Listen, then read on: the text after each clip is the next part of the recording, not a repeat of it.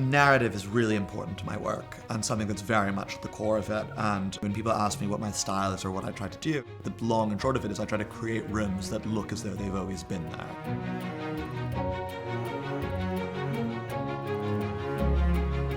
As long as I can remember, I've always been aware of the interiors I've been in or of spaces, and both how they look, the feelings they convey, and a lot of my work is slightly autobiographical, and I'm trying to recapture some of the magic of the house that I had grown up in and of my childhood, because it left a really strong visual imprint on me. One has to be really respectful of a place when you're working in a house like Castle Howard. This house is over 300 years old. It was really, really exciting when I first started working here because Castle Howard has this extraordinary archive of wallpapers and textiles that from dating back to the 18th century. And before I had arrived, there was this partnership between Castle Howard and Watts to reproduce some of these documents in the archive.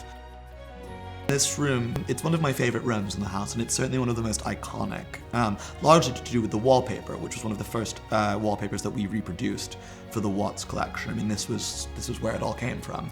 I wanted there to be this narrative for the room, taking its cue from the paper, which is this sort of Chinese, Japanese export kind of idea.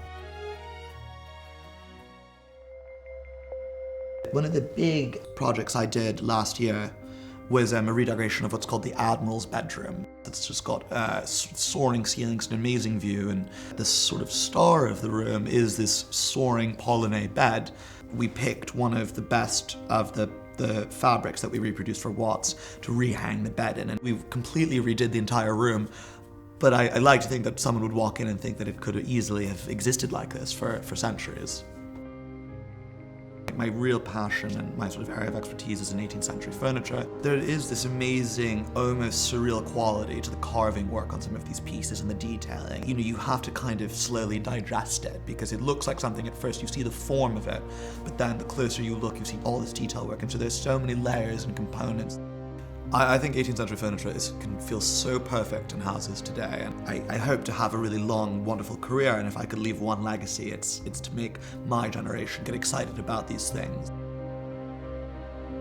I feel a certain responsibility to the history of this house and of the family when working here.